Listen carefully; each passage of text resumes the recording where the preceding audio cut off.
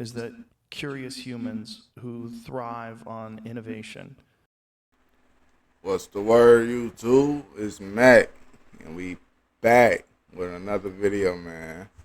Today we reacting to the worst case scenario for AI. We're gonna jump straight into it. Y'all fucking with the videos, leave a like, comment, and subscribe, man. Let's get it. The Joe Rogan Experience. So this is logical. And the problem is, like I said, when I've talked to Mark Andreessen and many other people, they think this is just fear-mongering. We'll be fine. This is worst case scenario. We'll be fine. It is worst case scenario, but that's standard in computer science, in cryptography, in complexity, in computability. You're not looking at best case. I'm ready for the best case. Give me utopia. I'm looking at problems which are likely to happen. And it's not just me saying it. We have Nobel Prize winners, Turing Award winners, all saying this is very dangerous, 20-30% P-doom. This is standard in industry. 30% is what surveys of machine learning experts are giving us right now. So what is worst case scenario? Like, how could AI eventually lead to the destruction of the human race? So you can ask me how I would kill everyone. Sure. And it's a great question. I can give you standard answers. I would talk about computer viruses, breaking into maybe nuclear facilities, nuclear war. I can talk about synthetic biology, nanotech.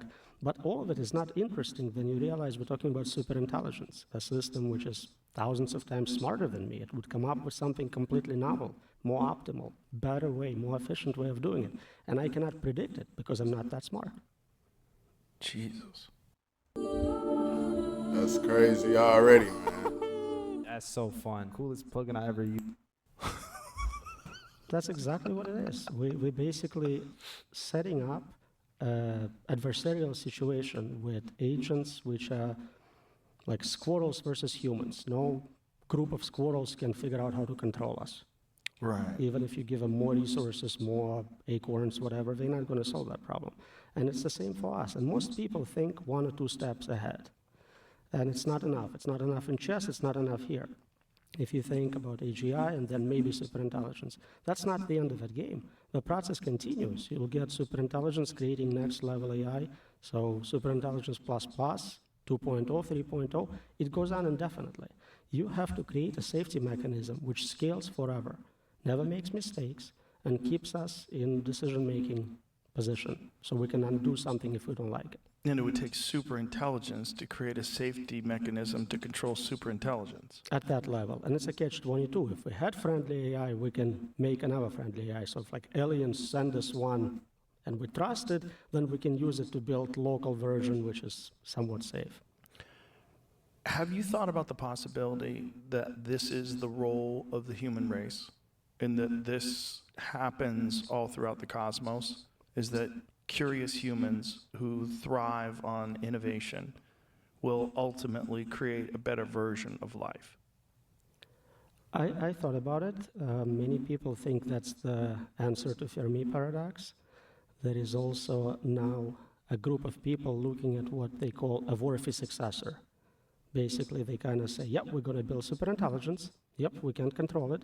So what properties would we like to see in those systems? How important is it that it likes art and poetry and spreads it through the universe? And to me, it's like, I don't want to give up yet. I'm not ready to decide if killers of my family and everyone will like poetry. We're still here, we're still making decisions. Let's figure out what we can do. Well, poetry is only relevant to us because poetry is difficult to create and it resonates with us.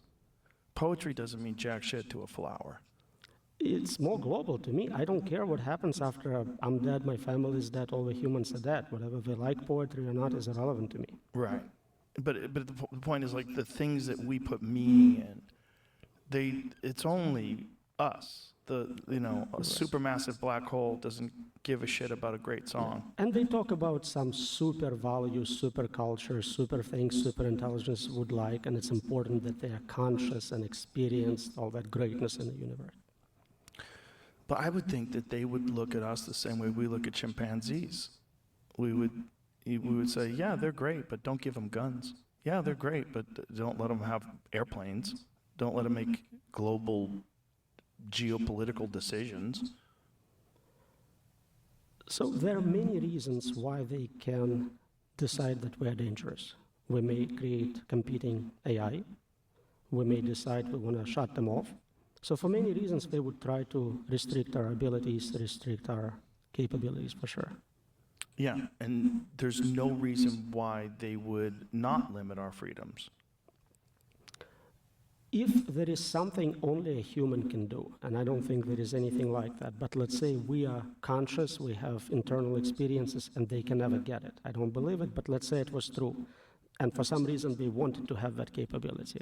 They would need us and give us enough freedom to experience the universe, to collect those qualia, to kind of engage with what is fun about being a living human being, what makes it meaningful.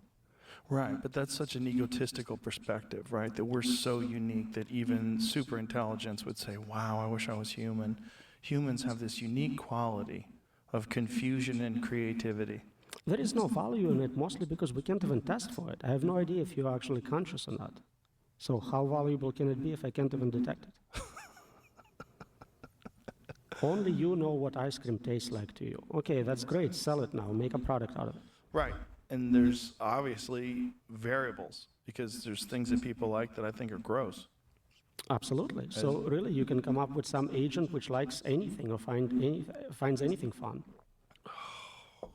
God, why are you freaking me out right away? That's the problem. This podcast is 18 minutes old, and I'm like, we could just stop right now. Couple hours at least, and then I have to fly here and No, all I that, don't. you know. Well, I don't want to end. I have so many questions, but it's just the problem is we got off to it. We just cut to the chase right away, and the chase seems to be it's something that must be confronted, because it's right there. That's it. That's the whole thing. And I've tried so hard to listen to these people that don't think that it's a problem, and listen to these people that think that it's going to be a net positive for humanity, and, oh, God's good, I feel better now. But it doesn't work. It doesn't resonate. I wish they were right. Every time I have a debate with someone like that, I'm like, please come up with better arguments, prove me wrong. I don't want to be right on this one. I want you to show all the mistakes in my papers. I want you to show me how to control superintelligence and give us utopia, solve cancer, give us free stuff. That's great. Right.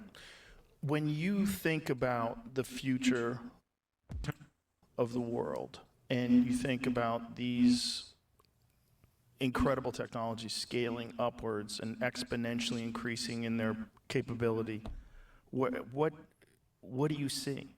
Like, what do you think is going to happen? So there are many reasons to think they may cancel us for whatever reasons. We started talking about some game theoretical reasons for it.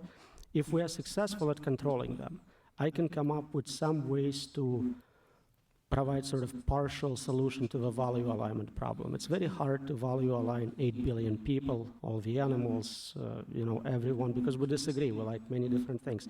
So we have advanced virtual reality technology. We can technically give every person their own virtual universe where you decide what you want to be. You're a king, you're a slave, whatever it is you're into, and you can share with others, you can visit their universes. All we have to do is figure out how to control the substrate, the superintelligence running all those virtual universes. And if we manage to do that, at least part of the value alignment problem, which is super difficult, how do you get different preferences, multi-objective optimization, essentially? How do you get different objectives to all agree? But when you think about how it plays out, when like if you're alone at night and you're worried, what do you see? What do you see happening? So there are multiple levels of risk. Immediate is what we call ikigai risk, I risk. We lose meaning. You lost your job, you're no longer the best interviewer in the world. Like, what's left? What are you going to do? Maybe some people will find some other kind of artificial things to do, but for most people, their job is their definition, who they are, what makes a difference to them. For quite a few people, especially in professional circles. So losing that meaning will have terrible impact in society. We always talk about unconditional basic income. We never talk about unconditional basic meaning. What are you doing with your life if basic needs are provided for you? Next level is existential risk. The concern is it will kill everyone. But there is also suffering risks. For whatever reason, it's not even killing us. It's keeping us around forever, and we would rather be dead. It's so bad. What do you see when you think of that? It's hard to be specific about what it can do and what specific ways of torture it can come up with and why. Again, if we're looking at worst case scenarios, I found this set of papers about what happens when young children have epileptic seizures, really bad ones. And what sometimes helps is to remove half of your brain. Oh, Jesus. Just cut it out. And there are two types of surgeries for doing that. One is to remove it completely, and one is to kind of dissect connections leading to that half and leave it inside. So it's like solitary confinement with zero input-output forever. And there are equivalents for digital forms and things like that. And you worry that AI would do that to the human race, It is a possibility. essentially neuter us. Well, loss of control is a part of it. But you can lose control and be quite happy. You can be like an animal in a very cool zoo, enjoying yourself, engaging in hedonistic pleasures, sex, food, whatever. You're not in control, but you're safe. So those are separate problems. And then there is, for whatever reason, I don't know if it's malevolent payload from some psychopaths. Again, that would assume that they could control AI. I don't think they will. But if they manage to do it, they can really put any type of payload into it. So think about all the doomsday cults, psychopaths, anyone providing their set of goals into the system. But aren't those human characteristics? I mean, those are characteristics that I think, if I had to guess, those exist because in the future there was some sort of a natural selection benefit to being a psychopath in the days of tribal warfare. That if you were the type of person that could sneak into a tribe in the middle of the night and slaughter innocent women and children, your genes would pass on. That there was a benefit to that. Right, so if it's a human providing payload, that's what would show up. If it's AI on its own deciding what's going to happen, I cannot predict. I'm just looking at worst case scenarios. There are also game theoretic reasons where people talk about retrocausality, where if right now you're What is not, that word? like trying to influence the past, Say it again. Say that. retrocausality, Retrocausology? causality, causes. Oh, okay. So think about like weird time travel effects. Right now, if you're not helping to create superintelligence, once it comes into existence, it will punish you really hard for it. And the punishment needs to be so bad that you start to help just to avoid that. My thought about it was that it would just completely render us benign, that it wouldn't be fearful of us if we had no control, that it would just sort of let us exist, and it would be the dominant force on the planet, and then it would stop. If human beings have no control over, all of the different things that we have control over now, like international politics, control over communication, if we have none of that anymore and we're reduced to a subsistence lifestyle, then we would be no threat. It is a possibility. I cannot say this will not happen for sure, but look at our relationship with animals where we don't care about them. So ants, if you decide to build a house and there is an ant colony on that property, you genocide them. You Right. take them out, not because you hate ants, but because you just need that real estate. And it could be very similar. I cannot predict what it can do, but if it needs to turn the planet into fuel, raise temperature of a planet, cool it down for servers, whatever it needs to do, it wouldn't be concerned about your well-being. It wouldn't be concerned about any life, right? Because it doesn't need biological life in order to function, as long as it has access to power. And assuming that it is far more intelligent than us, there's abundant power in the universe. There's abundant power. Just the ability to harness solar would be an infinite resource, and it would be completely free of being dependent upon any of the things that we utilize. And again, we're kind of thinking what we would use for power. Right. If it's smarter than us, if it does novel research in physics, it can come up with completely novel ways of harnessing energy, getting energy. So I have no idea what side effects that would have for climate. Right. Right. Why would it care about biological life at all? We don't know how to program it to care about us. And even if we did, if it felt like that was an issue, it felt like that if that was a conflicting issue, it would just change its programming.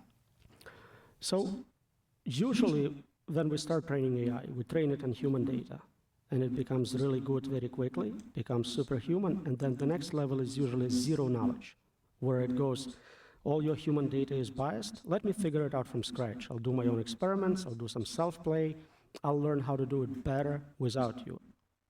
Crazy. Absolutely fucking crazy, man. Let me know what y'all think about the video. I think I agree. This shit can turn out real bad for us, man, but we shall see. Let me know what y'all thought about it. Leave a like, comment, subscribe, all of that. I'm gonna get at y'all in the next video, man.